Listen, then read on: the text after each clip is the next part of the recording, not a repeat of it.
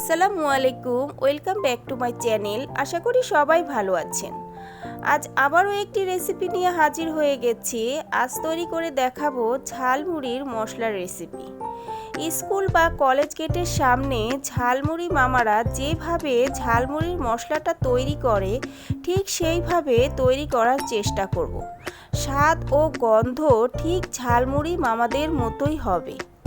চলুন তাহলে আর কথা না বাড়িয়ে মূল রেসিপিতে চলে যাই।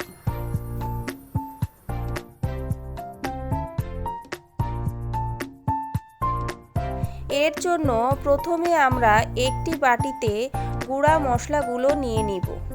এখানে আমি হাফ চামচ করে হলুদ গুঁড়া, ধনিয়ার গুঁড়া, জিরার গুঁড়া, মরিচ গুঁড়া আর দিয়ে দিব স্বাদ মতো লবণ। এরপর অল্প অল্প পানি দিয়ে মশলাগুলোকে গুলিয়ে নিতে হবে। মশলাটা গুলিয়ে নেওয়ার কারণ হচ্ছে মশলাটা সহজে পুড়ে যাবে না এবং স্বাদটা ঠিক বাটা মশলার মতো পাবেন।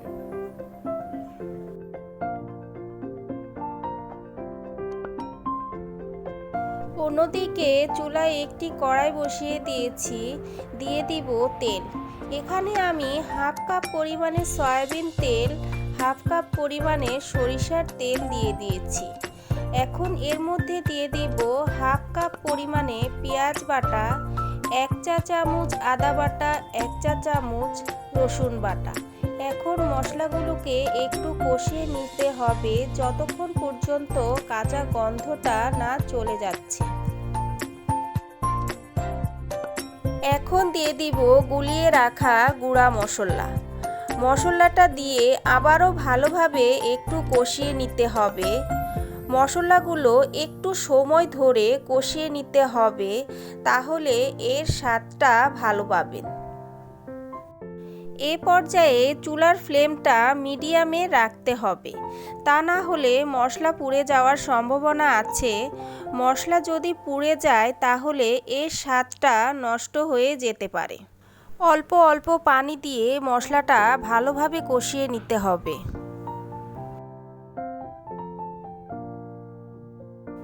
এ পর্যায়ে দিয়ে দিব 1 চামচ গরুর মাংসের মশলা, 1 চামচ চটপটির মশলা আর দিয়ে দিব 1 টেবিল চামচ সরিষা বাটা। এই মশলাগুলো অবশ্যই দেওয়ার চেষ্টা করবেন। ঝালমুড়িওয়ালা মামারা এই মশলাগুলো ঝালমুড়ির মশলাতে ব্যবহার করে। অনবরত নেড়ে চেড়ে মশলাগুলো ভালোভাবে কষাতে হবে। বন্ধুরা, যারা এখনও আমার চ্যানেলটি সাবস্ক্রাইব করেননি, চ্যানেলটি সাবস্ক্রাইব করে দিবেন আর আমার পাশে থাকবেন। সব শেষে দিয়ে দিব হাফ চামচ বিট লবণ, হাফ চামচ টেস্টিং সল্ট দিয়ে আবারও ভালোভাবে নেড়ে চেড়ে দিতে হবে। মশলাটা আমার হয়ে গেছে। দেখুন কি সুন্দর কালার আর ফ্লেভার, পুরোই ঝালমুড়ি মামাদের মতো বেরিয়েছে। এখন কড়াইটি চুলা থেকে নামিয়ে নিব। তৈরি হয়ে গেছে ঝালমুড়ির মশলা। রেসিপিটি খুবই সহজভাবে দেখিয়েছি, আশা করব সকলের কাছে ভালো লেগেছে। ঝালমুড়ির মশলা বানিয়েছি আর মুড়ি বানিয়ে খাবো না? চলুন তাহলে মুড়ি বানিয়ে ফেলি।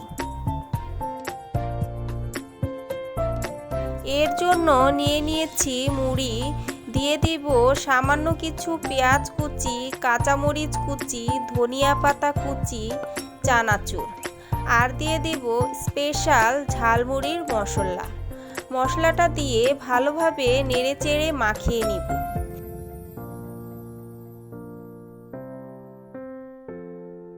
এখানে আপনারা আরও কিছু ব্যবহার করতে পারেন, যেমন লেবু কুচি, আদা কুচি। আসলে মুড়ি বানানোটা যার যার পছন্দ মতো। রেসিপিটি কেমন লেগেছে? যদি ভালো লেগে থাকে তাহলে লাইক, কমেন্ট আর বেশি বেশি শেয়ার করতে ভুলবেন না। আল্লাহ হাফেজ।